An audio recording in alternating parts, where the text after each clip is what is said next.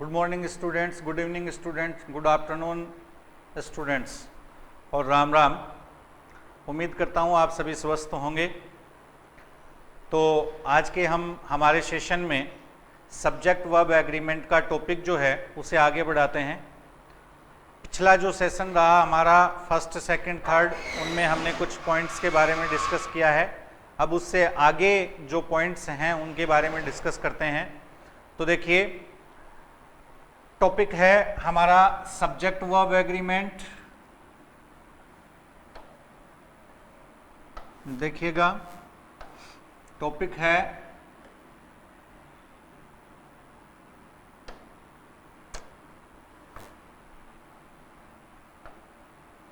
जी। अब देखिए, topic subject verb agreement. इससे पिछले जो सेशन में है हमने एंड से रिलेटेड जितने भी रूल थे कि एंड के बाद वर्ड किस तरीके से कनेक्ट हो तो सब्जेक्ट सिंगुलर कहा जाएगा या प्लूरल कहा जाएगा, इसके बारे में डिस्कस कर लिया था। अब कुछ इंटरेस्टिंग पॉइंट डिस्कस करते हैं जो आपको इजी लगेंगे। एग्जाम में उनके आने की पॉसिबिलिटी जो है वो अधिक है, क्योंकि वो ऐसे क्वेश्चन होते हैं कि देखते ही आपका जी जो है वो ललचाएगा और गलत आंसर की ओर ललचाएगा। आप देखते ही आपको लगेगा कि इसमें यह आना चाहिए। बोलने में, सुनने में, लिखने में सबको आपको क्या लगेगा, सही, लेकिन वास्तविकता में वो आंसर नहीं होगा जिसे देख करके आप ललचा रहे हैं और कॉन्फिडेंस आ रहा है कि यह आंसर है। कुछ ऐसा इंटरेस्टिंग पॉइंट डिस्कस करते हैं आज के हमारे सेशन में। तो आ जाइए स्टूडेंट, हमारा जो टॉपिक चल रहा है वो तो है सब्जेक्ट वर्ब एग्रीमेंट। ठीक है, इसमें आज हम फर्स्ट रूल डिस्कस करते हैं कि आपका सब्जेक्ट कौन हो और आप उसके क्या माने, सिंगुलर या प्लूरल। दो ही पॉइंट हैं। पहला पॉइंट, सब्जेक्ट कौन हो। तो देखिए यहाँ पे अपन लिख देते हैं सब्जेक्ट, ठीक है, और इसके आगे लगा देते हैं क्वेश्चन मार्क। दो पॉइंट हमें जानने हैं। सब्जेक्ट क्या हो सकता है, सिंगुलर और प्लूरल, वेदर द सब्जेक्ट में बी सिंगुलर और प्लूरल। तो यहाँ पे देखिए, सब्जेक्ट के स्थान पर रूल नंबर फर्स्ट या पैटर्न नंबर फर्स्ट देखिए, डिस्कस करते हैं। सब्जेक्ट के स्थान पर name of any language, name of any language, subject और आर्ट। देखो, आपको जो पेपर में, परीक्षा में जो क्वेश्चन दिया गया है वहां सब्जेक्ट के बतौर कोई भी भाषा का नाम दिया हुआ हो, जैसे कि उर्दू, हिंदी, संस्कृत, ठीक है, गुजराती, मराठी, मलयालम, पंजाबी, सिंधी, डोगरी, ठीक है, कश्मीरी, या फिर जैसे फ्रेंच, इटालियन, जर्मन, अमेरिकन, तो कोई भी भाषा का नाम हो। फिर सेकंड पॉइंट देखिए, भाषा के नाम के बाद हम बात कर लेते हैं सब्जेक्ट की, कि क्या हो, सब्जेक्ट हो, ठीक है, यानी कि विषय, जैसे कि geography, political, ethics, civics, economics, philosophy, psychology, या फिर जैसे इसके अलावा बायोलॉजी, बॉटनी, जूलॉजी, ठीक है। इसके अलावा आर्ट, कोई भी किसी भी कला का नाम हो, जैसे म्यूजिक, डांस, या इनके अलावा और कुछ।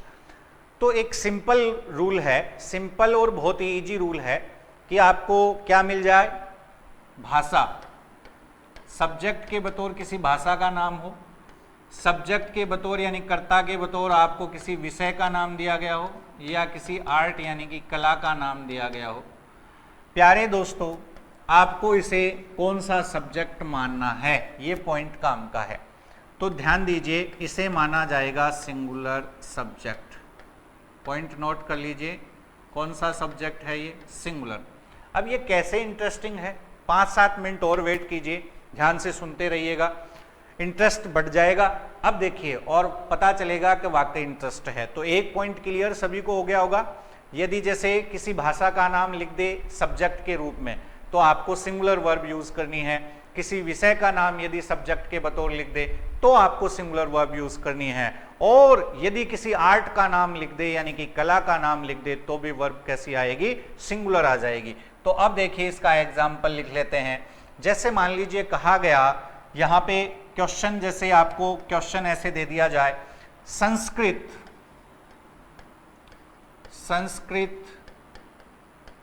Blank and interesting language, full stop. अब यहां पे देखिए जहां ब्लैंक दिया इसका मतलब हमें यहां क्वेश्चन पूछा गया है। ब्लैंक से पहले देखिए आपको क्या लिखा हुआ मिल रहा है, संस्कृत, ये क्या है, एक भाषा है। और यहाँ पे इसका क्या बना दिया गया, कर्ता। अब ये कैसा करता है, तो हमने साफ लिखा है सिंगुलर सब्जेक्ट। डिस्कस किया है ना, अभी अच्छे से चर्चा की है। किसी भी भाषा का नाम यदि सब्जेक्ट के बतौर आता है तो वो सिंगुलर सब्जेक्ट है, क्लियर। फिर इसके बाद यदि हम किसी विषय का नाम लिखते हैं तो सिंगुलर सब्जेक्ट है, तो सिंगुलर है। अब आपको ऑप्शन में ए दे दिया जाए कि ई जाएगा या बी दे दिया जाए आर आएगा, तो साइक्रिया के टॉपिक में मैंने आपको अच्छे से बताया है आर क्या है, प्लूरल, गलत। हमारा सब्जेक्ट क्या है, सिंगुलर। सिंगुलर है तो क्या चाहिए, सिंगुलर वर्ब। तो आंसर क्या आ जाएगा स्टूडेंट्स, इज आ जाएगा। क्योंकि किसी भी वाक्य का जो सब्जेक्ट है वो राजा होता है और वर्ब जो है वो प्रजा होती है। और एक बात याद रखिएगा, हमेशा राजा हमेशा राजा होता है, प्रजा को हमेशा राजा का अनुसरण करना होता है। तो राजा सिंगुलर है यानी कि सब्जेक्ट सिंगुलर है, तो वर्ब भी दोस्तों कैसी आएगी, सिंगुलर आएगी। चलिए इसके आगे, यदि मान लीजिए यहाँ किसी विषय का नाम होता सब्जेक्ट के बतौर, तो भी वर्ब कैसी आती, सिंगुलर। जैसे मान लीजिए कह दिया जाए ज्योग्राफी,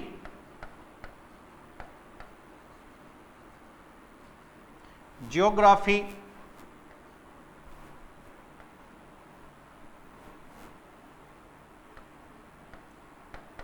इंटरेस्टिंग सब्जेक्ट। देखिए अब यहां पे देखिए ज्योग्राफी ये क्या है, एक विषय का नाम है, सिंगुलर सब्जेक्ट है। सिंगुलर सब्जेक्ट है तो यहाँ पे क्या, इज और आर में से बात करें तो कौन आ जाएगा जी, इज आ जाएगा। क्यों, क्योंकि आर तो क्या है, प्लूरल। अब देखिए इंटरेस्टिंग पॉइंट, जहां मैंने आपको शुरू में कहा कि आपको क्वेश्चन देखते ही आपका जी ललचाएगा कि इसका आंसर ये आना चाहिए, और वो आंसर नहीं होगा, और वो पॉइंट यहीं से रिलेटेड है। तो चलिए उसकी चर्चा कर लेते हैं। आपको जी नहीं ललचाना है और आंसर जो है वो सही देना है। तो देखिए एक बात कर लेते हैं।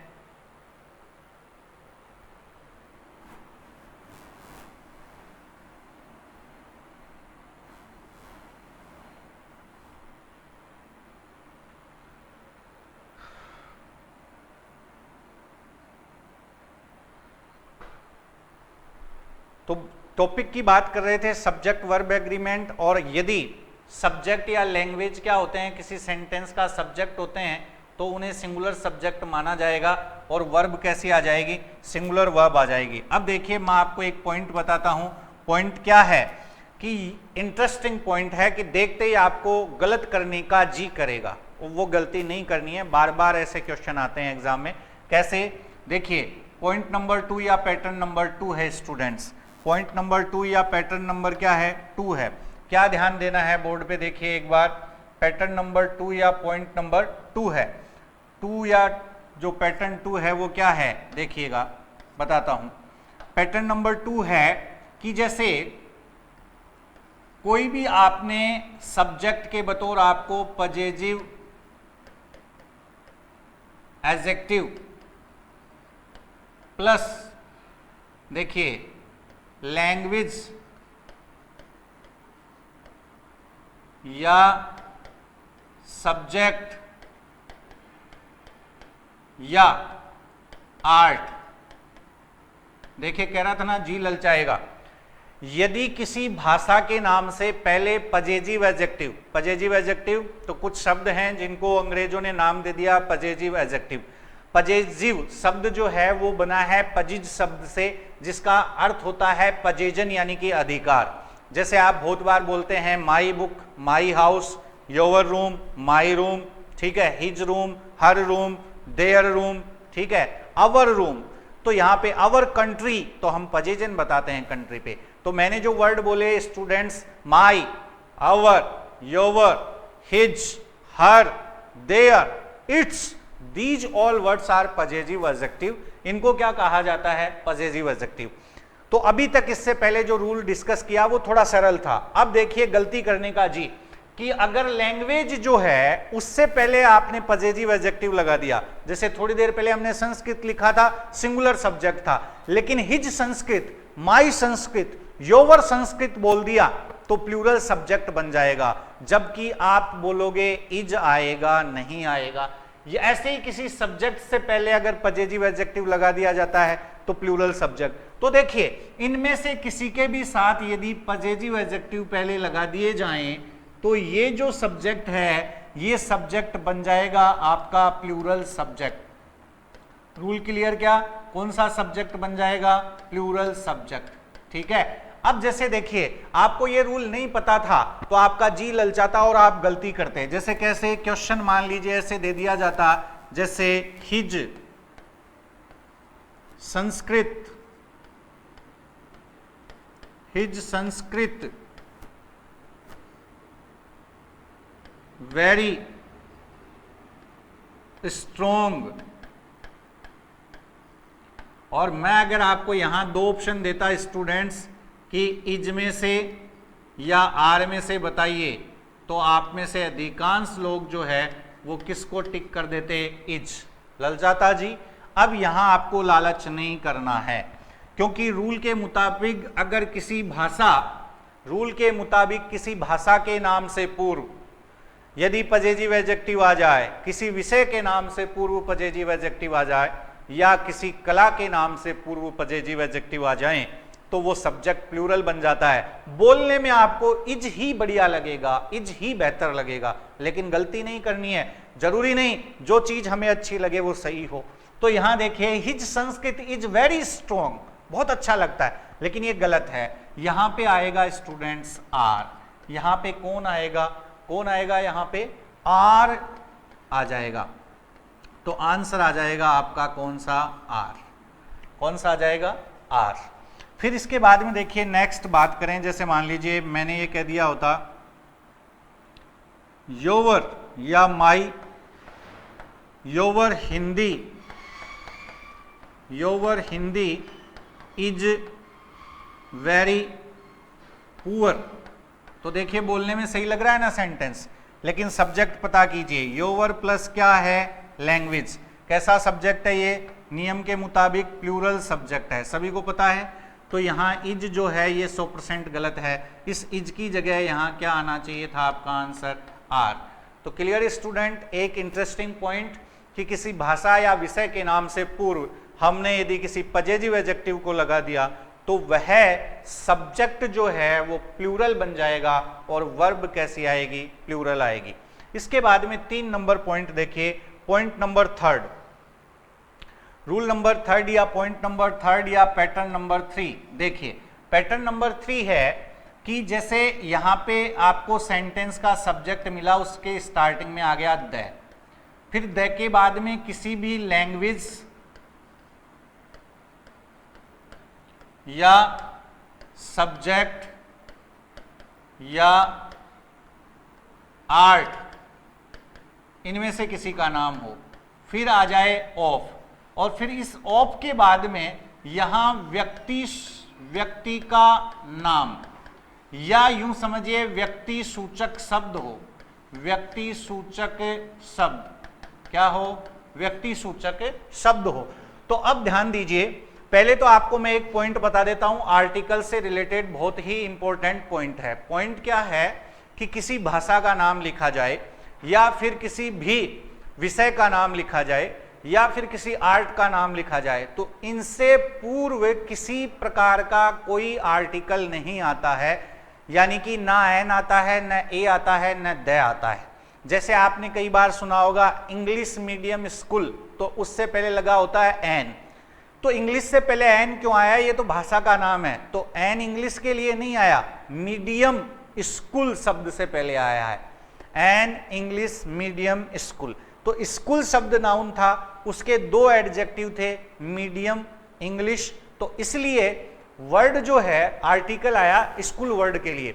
तो देखिए जब हम किसी भी भाषा के नाम को या किसी भी विषय के नाम को या किसी भी आर्ट के नाम को बतौर नाउन किसी सेंटेंस में यूज करेंगे तो उससे पहले किसी भी आर्टिकल का प्रयोग नहीं किया जाएगा, एक पॉइंट। फिर यहां द क्यों आया, लेकिन अब यहां द इसलिए आएगा कि किसी भाषा का नाम लिखा, किसी विषय का नाम लिखा या किसी भी आर्ट यानी कि म्यूजिक, डांस ऐसे वर्ड लिखे हमने, अगर उसके बाद में ऑफ लगा दिया, क्या लगा दिया, ऑफ, तो निश्चित तौर पे इनसे पहले द आर्टिकल का प्रयोग हो जाएगा। तो निश्चित तौर पे इनसे पहले कौन से आर्टिकल का प्रयोग हो जाएगा स्टूडेंट्स, द का। अब बात कर लेते हैं कि ये इंटरेस्टिंग पॉइंट है और ऐसा पॉइंट है कि यहां आपको जैसे ही एग्जाम में क्वेश्चन मिलेगा आपका जी करेगा कि यहां गलती कर दी जाए और आप गलत करेंगे, तो वो गलती नहीं हो इसके लिए ध्यान दीजिए। यदि ये आपके क्वेश्चन का सब्जेक्ट है, कौन सा सब्जेक्ट है, एक बार रिपीट करते हैं स्टूडेंट्स, कि द आ जाए, उसके बाद किसी भी भाषा का नाम आ जाए या फिर किसी विषय का नाम आ जाए या फिर किसी आर्ट का नाम आ जाए, तो ऐसे सब्जेक्ट को क्या माने, हमारे पास दो ऑप्शन है, वन सिंगुलर और दूसरा है प्लूरल, दोनों में से एक। तो यहां अगर ऐसा आपको मिलता है तो याद रखना है स्टूडेंट्स, ये हमेशा कौन सा सब्जेक्ट होगा, प्लूरल सब्जेक्ट होगा। कौन सा सब्जेक्ट होगा, प्लूरल सब्जेक्ट होगा।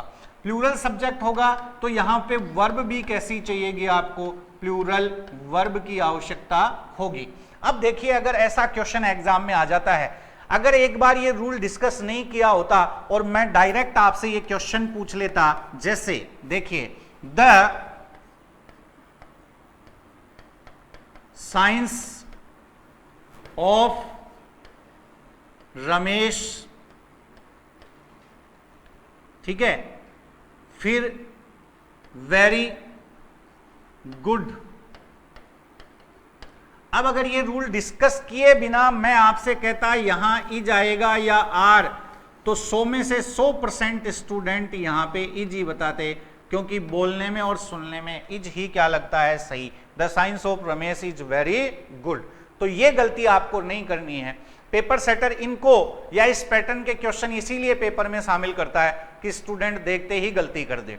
तो यहां ध्यान दीजिए, हमारा पैटर्न था कि यदि किसी भाषा के नाम से पहले या किसी विषय के नाम से पहले या किसी भी आर्ट के नाम से पहले द आ जाता है, फिर ऑफ लगा होता है, फिर व्यक्ति सूचक शब्द होता है, तो निश्चित तौर पे उसे प्लूरल सब्जेक्ट मानना है और प्लूरल वर्ब। तो अब यहां आंसर क्या होगा, इज गलत और आर क्या हो जाएगा, सही, क्योंकि सही प्लूरल वर्ब कौन सी है, आर है। कंप्लीट बात। तो ये पॉइंट था इंटरेस्टिंग। फिर एक और एग्जांपल जैसे इसका लिख करके बताता हूं। मान लीजिए जैसे लिखा जाए the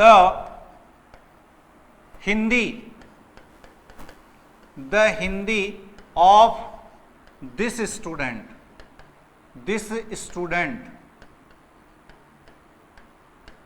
the Hindi of this students. फिर देखिए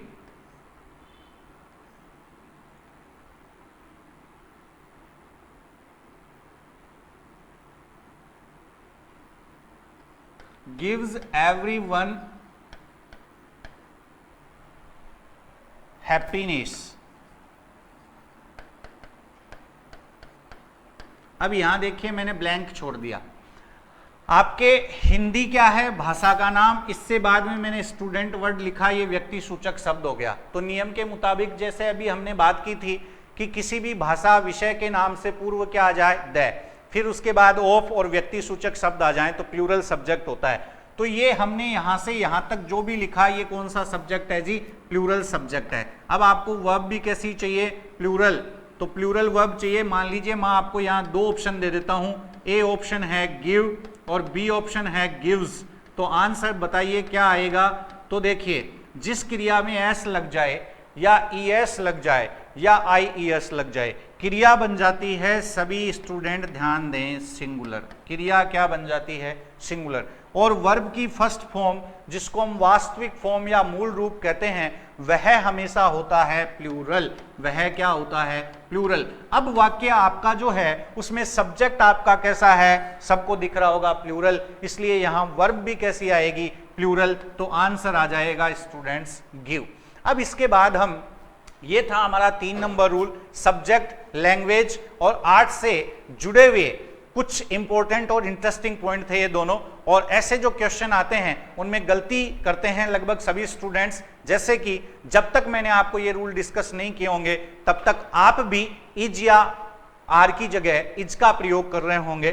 तो अब यहां पे देखिए नेक्स्ट पॉइंट डिस्कस करते हैं इसके बाद में, कि जैसे कुछ वर्ड्स हैं, कुछ फ्रेजेज हैं, यदि वे सेंटेंस में होते हैं तो सब्जेक्ट को क्या माना जाए, सिंगुलर या प्लूरल। तो रूल नंबर 4 या पैटर्न नंबर 4 है। तो देखिए मैं पैटर्न नंबर 4 बताता हूं आपको। पैटर्न नंबर 4 ध्यान से देखना है, पैटर्न नंबर 4 या रूल नंबर 4, एक बार आपको ये कंप्लीट होते ही तुरंत पता चल जाएगा कि सब्जेक्ट सिंगुलर है या प्लूरल। तो देखिए कुछ वर्ड लिखते हैं, वर्ड के लिए देखिए यहां पे मैं एक लाइन लिखता हूं, एक लिस्ट लिखूंगा आपके सामने, उस लिस्ट को ध्यान से सुनना है। देखिए एक है, जैसे मान लीजिए आपका जो सब्जेक्ट है यानी कि कर्ता है वाक्य का, उस कर्ता के स्थान पर निम्न में से कोई है जिनकी अब हम चर्चा कर रहे हैं। कौन कौन? जैसे मान लीजिए दे दिया गया ए लोट ऑफ, फिर दे दिया गया जैसे लॉट्स ऑफ, फिर दे दिया जैसे ए नंबर ऑफ, या दे दिया गया नंबर्स ऑफ, ठीक है। इसके अलावा जैसे दे दिया गया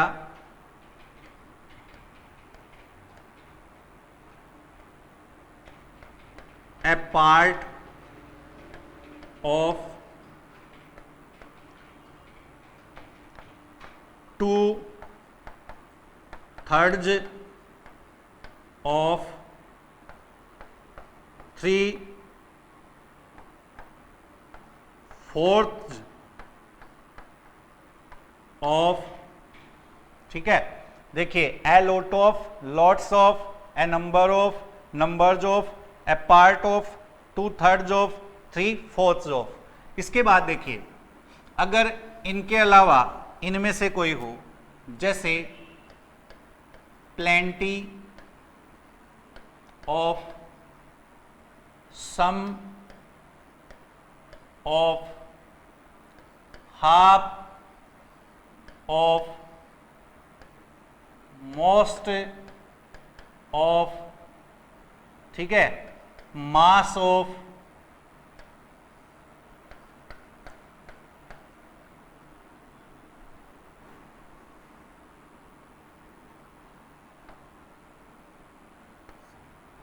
मास ऑफ, फिर इसके बाद में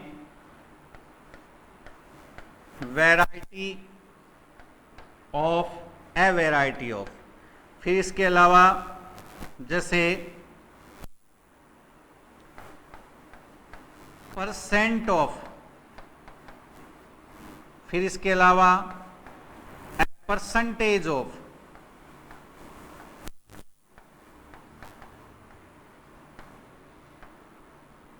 ए परसेंटेज ऑफ, फिर जैसे सॉर्ट ऑफ,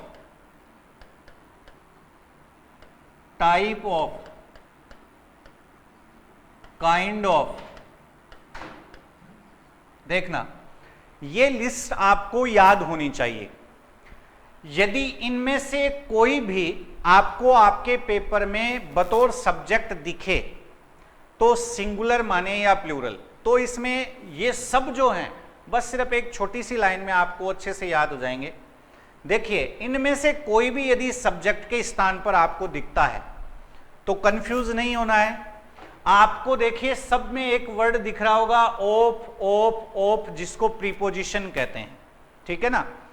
तो यदि ये सब्जेक्ट के स्थान पे हैं तो ऑफ के बाद जैसा शब्द वैसी क्रिया। फिर से सुनना, यदि इनमें से जो लिस्ट हमने लिखी है, जैसे कि मैं एक बार बोल के बताता हूं, a lot of, lots of, a number of, numbers of, फिर इसके बाद में जैसे a part of, two thirds of, three fourths of, फिर है plenty of, some of, half of, most of, mass of, a variety of, percent of. Percent और percentage दोनों अलग अलग हैं।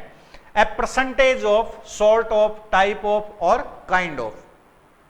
यदि इनमें से कोई भी मिलता है तो आपको एक छोटा सा पॉइंट याद रखना है, याद हो गया होगा, ओप के बाद जैसा शब्द वैसी क्रिया। जैसा शब्द का मतलब है ओप के बाद सिंगुलर शब्द है तो सिंगुलर क्रिया, ओप के बाद यदि प्लूरल शब्द है तो प्लूरल क्रिया। तो इस लिस्ट के बारे में क्या इंपॉर्टेंट पॉइंट है, ध्यान रखिए। इंपॉर्टेंट पॉइंट है स्टूडेंट्स, ओप के बाद जैसा शब्द वैसी क्रिया,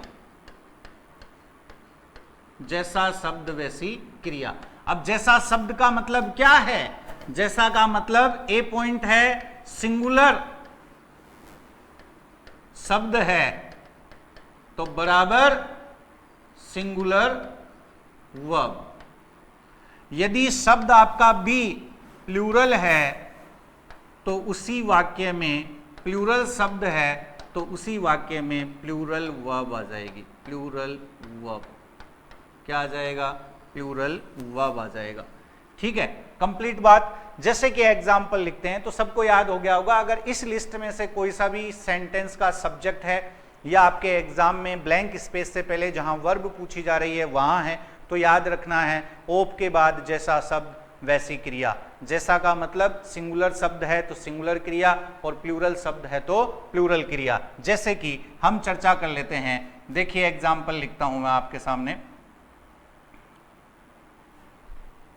जैसे देखिए, अगर आपको सेंटेंस में क्वेश्चन इस तरीके से दिया जाता है, जैसे ए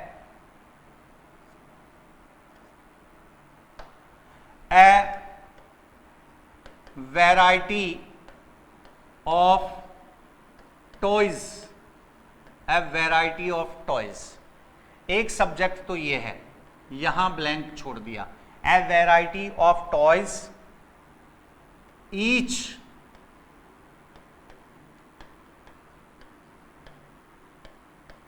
children, full stop, sorry each children नहीं, each child। देखिए each child, children word plural है तो each child, full stop। अब यहां जैसे मान लीजिए आपसे आंसर के लिए दो ऑप्शन दे देता है, यानी कि दो वर्ब दे देता है। एक दे देता है ATTRACT और बी ऑप्शन दे देता है ATTRACTS, अट्रैक्ट्स। अब एक और क्वेश्चन लिखते हैं, जैसे देखिए ए variety of delicious food blank space each one, full stop. अब देखिए यहां भी वही दो ऑप्शन है, ए ऑप्शन है ATTRACT और बी ऑप्शन है ATTRACTS। अब देखिए, मैंने कहा कि इस लिस्ट में से कोई भी यदि सेंटेंस का सब्जेक्ट बन जाता है, एक छोटा सा फार्मूला, रामबाण फार्मूला आपको याद रखना है। क्या, ओप के बाद जैसा शब्द वैसी क्रिया। तो पहले वाले क्वेश्चन में देखिए ओप के बाद टॉयज, खिलौने, प्लूरल शब्द तो प्लूरल क्रिया। पता चल गया ना कैसा शब्द है, प्लूरल। दूसरे सेंटेंस में देखिए ए वैरायटी ऑफ डेलिशियस फूड, भोजन, भोजनों नहीं होता है तो सिंगुलर है। तो ओप के बाद जैसा शब्द है वो कैसा है, सिंगुलर। और पहले वाले में जो है वो क्या है, प्लूरल। इसका मतलब इस पहले वाले में तो हमें क्या चाहिए, क्रिया प्लूरल, और दूसरे वाले में हमें क्रिया क्या चाहिए, सिंगुलर। पता चल गया आसानी से। तो अब पता कर लीजिए, अट्रैक्ट और अट्रैक्ट्स, क्रिया में एस लगा, क्रिया बन गई सिंगुलर। तो ये तो गलत, चाहिए कैसी, प्लूरल। तो पहले का आंसर हो जाएगा अट्रैक्ट। दूसरे में देखिए कैसी चाहिए, सिंगुलर। तो अट्रैक्ट जिसमें फर्स्ट फॉर्म है वर्ब की, ये तो है प्लूरल, तो ये तो है गलत। और अट्रैक्ट्स जिसमें एस लग गया, ये क्या है, सिंगुलर। तो आंसर आ जाएगा अट्रैक्ट्स। क्लियर स्टूडेंट्स यहां तक। अब इसके बाद देखिए, इसमें अब इसके आगे इन्हीं फ्रेजेज से या इसी लिस्ट से जुड़ा हुआ एक इंटरेस्टिंग पॉइंट और बताता हूं आपको। ठीक है, क्या है कि जैसे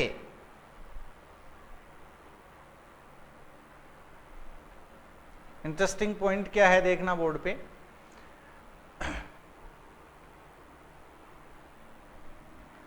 देखिए रूल नंबर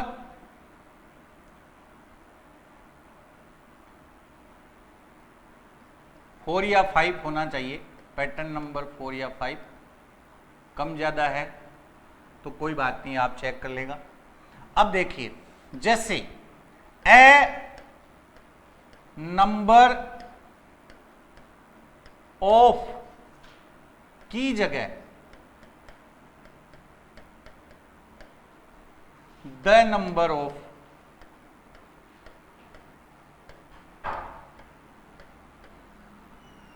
ठीक है। फिर जैसे ए परसेंटेज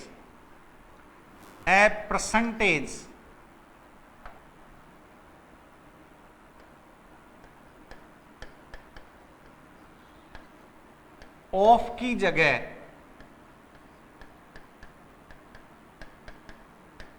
द परसेंटेज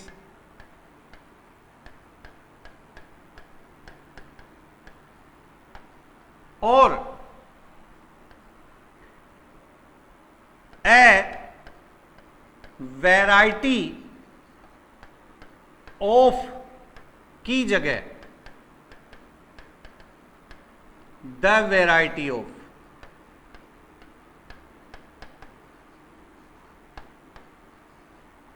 देखिए अभी तक आपने इस लिस्ट के संबंध में एक बढ़िया सूत्र फॉर्मूला पढ़ा, a lot of, lots of, a number of, numbers of, ठीक है। फिर most of, mass of, some of, half of, a quarter of, फिर इसके बाद में 2/3 ऑफ, 3/4 ऑफ, फिर इसके अलावा जैसे variety of, percent of, percentage of. हमने एक पॉइंट सीखा, ऑफ के बाद जैसा शब्द वैसी क्रिया। लेकिन अब ये देखिए बड़ा इंटरेस्टिंग और इंपॉर्टेंट पॉइंट, यहां गलती होने के चांस ज्यादा रहते हैं। तो यदि हमने ये नहीं पढ़ा तो 100% एग्जाम में गलत करेंगे, क्योंकि पहले में हमने पढ़ा है ऑफ के बाद जैसा शब्द वैसी क्रिया। तो यहां देखिए अगर ए नंबर ऑफ होता है तो ऑफ के बाद जैसा शब्द वैसी क्रिया लगेगी, लेकिन अगर इन तीनों की जगह a number of, a percentage of, a variety की जगह the number of, the percentage of और द वैरायटी ऑफ आ जाए, यानी कि ये वाक्य के सब्जेक्ट हों, एक ही जगह द आ जाए, इन तीनों में ध्यान रखना, एक ही जगह क्या आ जाए, द। फिर से बता रहा हूं, ए percentage of, a variety of, a number of, इसमें एक ही जगह सिर्फ क्या आ जाए, द। तो ऑफ के बाद जैसा शब्द वैसा रूल या वैसा क्रिया सारा फेल। हमेशा, फिर से सुनना, हमेशा सिंगुलर वर्ब आएगी। क्या याद रखना है, हमेशा एक ही जगह दे होते ही हमेशा सिंगुलर वर्ब आएगी, हमेशा सिंगुलर वर्ब आएगी। हमेशा ही कैसी वर्ब आएगी, सिंगुलर वर्ब आएगी। कंप्लीट बात। देखिए जैसे एग्जाम्पल लिखते हैं हम। एग्जाम्पल में मैं जैसे आपको अभी ए वैरायटी वाला लिखा था, अगर उसकी जगह मान लीजिए यहां होता, देखिए इधर द वैरायटी ऑफ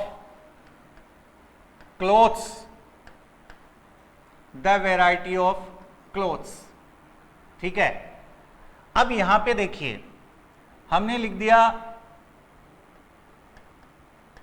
everyone, और फिर लिखा, दूसरा क्वेश्चन लिखा होता the variety of, the variety of oil, the variety of oil, ठीक है, या द वैरायटी ऑफ फूड, ताकि आपको अच्छे से समझ में आ जाएगा। तो देखिए द वैरायटी ऑफ फूड, यहां पे देखिए एवरी वन। अब देखिए यहां ध्यान दीजिए, हमने एक ही जगह क्या लगा दिया, दोनों में। पहले क्या नियम था ए होने पर कि ऑफ के बाद जैसा शब्द वैसी क्रिया। अब देखिए एक में फूड क्या है, सिंगुलर, और एक में क्लोथ्स क्या है, प्लूरल। लेकिन अब मैंने आपको नियम सिखाया नहीं, एक छोटा सा पॉइंट बताया जो बहुत इंटरेस्टिंग है। एक ही जगह क्या हुआ, द हमेशा सिंगुलर, एक ही जगह क्या हुआ, द और हमेशा सिंगुलर। तो यहां भी सिंगुलर आएगी और यहां भी क्या आएगी, सिंगुलर वर्ब आएगी। अब यहां आप प्लूरल करते, यहां सिंगुलर करते, यही ऐसे ही पॉइंट की तलाश में रहता है पेपर बनाने वाला। तो अगर मान लीजिए यहां दोनों प्रश्न के लिए मैं आपको आंसर दूं, एक में अट्रैक्ट और दूसरा अट्रैक्ट्स, तो देखिए दोनों में ही सिंगुलर आएगा। और ए जो लिखा है मैंने वो तो है प्लूरल, और सेकंड जो लिखा है अट्रैक्ट्स, ये क्या है, सिंगुलर। अब दोनों ही जो क्वेश्चन हैं उनमें आंसर आएगा बी, यानी कि अट्रैक्ट्स। थैंक यू स्टूडेंट्स, अगले सेशन में फिर मिलते हैं ऐसे ही इंटरेस्टिंग टॉपिक्स लेकर के। यदि अभी तक आपने चैनल सब्सक्राइब नहीं किया है तो कर लीजिए, अपने साथियों को शेयर कर दीजिए ताकि वो भी आपके साथ पढ़ सकें और आप भी अच्छे से पढ़ सकें। Thank you.